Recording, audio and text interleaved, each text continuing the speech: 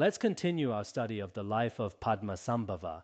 As we were saying yesterday, after Guru Rinpoche subdued numerous spirits and demons at that time, the propagation of the Buddha Dharma in the Tibetan region and the construction of monasteries went very smoothly without obstacles.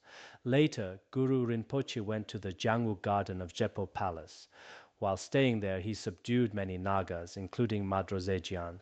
Then Madrozejian said, "On this earth, King Trisong Detsen is the greatest." Wait, is Trump the biggest leader right now? Well, not really. We cannot say that. Actually, who is the biggest leader nowadays? Honestly, I have no idea. Is it Putin? Who knows? Back then, the Naga king told King Trisong Detsen, "You are the greatest on the earth." In fact, at that time, he could indeed be considered the greatest in certain parts of the world. But underground, I am the greatest. But he might not be the only one, as there are many other Naga kings. So, the two of us should help each other. I will offer the 14 horse loads of gold powder needed for the king to build the temple halls. You see, Nagas were indeed very wealthy back then, and the Tibetan region had an abundance of gold during that period. He added, "Please go to the Elephant Trunk Gold Cave to fetch it."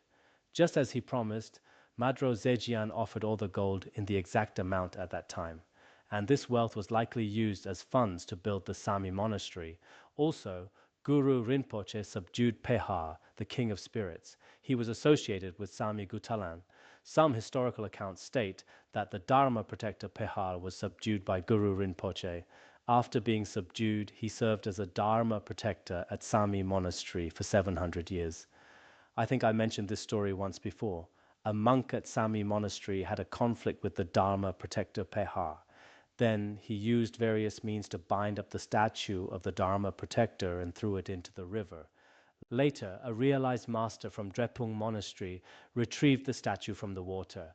He was about to place it on a high mountain, but the deity spoke up and said, "I'll just stay right here in this small place, Nechung." So a monastery was built there, which is Nechung Monastery, located just below Drepung Monastery today. Therefore, the Pehar Monastery originally belonged to the Nyingma school, but it later became Nechung. This is what one historical account says. Of course, there might be other versions because there are various accounts regarding the biographies of these Dharma protectors, including Palden Lamo. Actually, Palden Lamo is mentioned in the Golden Light Sutra. There was a highly realized master who, during his childhood, kept her Thangka in his shrine room and treated her like his own mother. Later on, when he had to leave, he brought the Thangka along, and Palden Lamo protected him throughout his journey. Therefore, some of these Dharma protectors are indeed, how should I put it, as you might know, extremely powerful. There are so many different stories like this about these protector deities. Back then, Pehar stayed at Samye Monastery for 700 years, but later, during the time of the 5th Dalai Lama, he came to be associated with other schools. Nowadays, many masters have written praises and protector offerings for him. For instance, Khenpo Depa previously composed a short prayer to Pehar. He mentioned that he wrote it after experiencing a unique connection and receiving a spiritual response upon request, but we don't usually see it in our Nyingma daily practices. Now, how exactly was the protector Pehar tamed back then? This is a very important piece of history. When the mandala for subduing Pehar was being constructed, Pehar came over to look at it. Guru Rinpoche drove a Vajra dagger into his eyes. When he listened to the mantras, a dagger pierced his ear. When he tried to mimic the chanting of the mantra, and a dagger went through his tongue. And when he attempted to flee, Guru Rinpoche pinned his limbs down, leaving him unable to move a single step. Then Guru Rinpoche told him, "Now it's time to burn you." Pehar got so scared that he submitted immediately and surrendered completely, becoming totally submissive. Since then, the protector Pehar has been under Guru Rinpoche's command all the way until now. This is how the protector Pehar came to serve. So these are all highly renowned Dharma protectors in the Tibetan region. Everyone should know about them. We also have a general understanding from Guru Rinpoche's biography about how he subdued these various protectors. After that, Guru Rinpoche went to subdue the mountain god Yara Shenpa. Here at Larung, we have a protector called Red-Black Shenpa, while over there it is Yara Shenpa. There are probably many mountain gods named Shenpa, and the one mentioned here is also just one of them. This Shenpa mountain god poured water right over Rinpoche's head. But Guru Rinpoche extended his hand from his cloak, raised his vajra, and made the water flow backward, forcing the water from the sacred pool into the charnel ground pool. Guru Rinpoche then threw his vajra over there, and the water started boiling, melting about a third of the snow on Mount Shenpa. Then the Shenpa mountain god sat on the peak of the snow mountain and asked, "Why do you harm me like this?"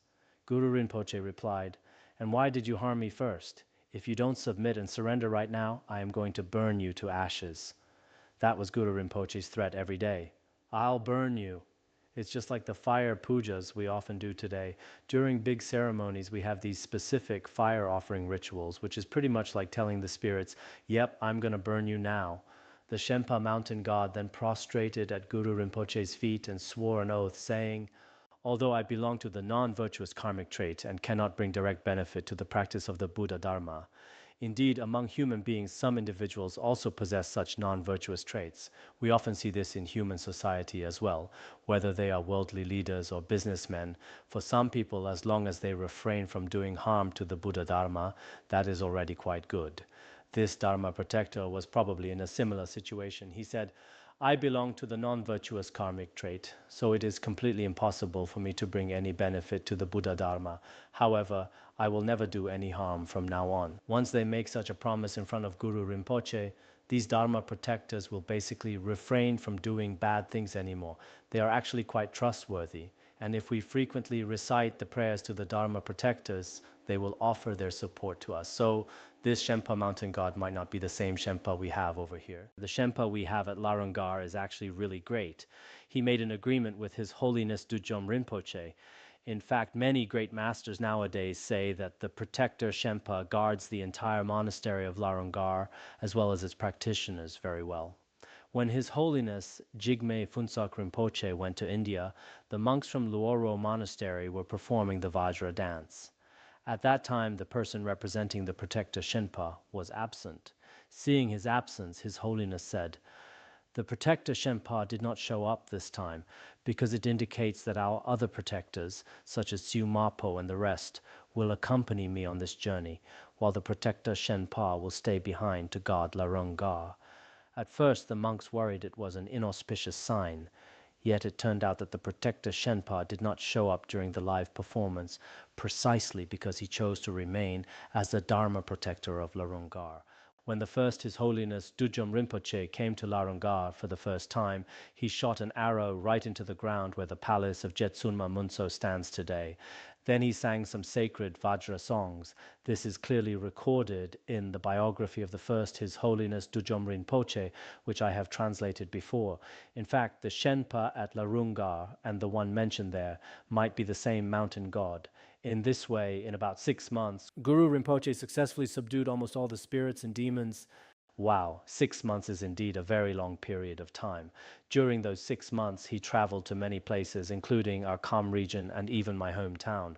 At that time, Guru Rinpoche visited places such as Shuezi Cave and Dragkathang Plain. These names match the extended biography of Padmasambhava exactly. Many local people swear it's the exact same spot, though we cannot be absolutely certain, since there are likely other places that share the same name. Therefore, later on, there was virtually no place in the entire Tibetan region that Guru Rinpoche did not visit. By relying on his miraculous activities and powers, he traveled across the entire land of the Tibetan region. He didn't just stay in Yutsang, but also visited the entire Amdo region and various other areas. He completely subdued all the spirits and demons across the Tibetan region. Afterward, the text notes that in order to bring peace and prosperity to the entire Tibetan region, it was necessary to conduct a grand fire offering ritual. Okay, let's just stop here for now, and we will continue later. We will talk about it later.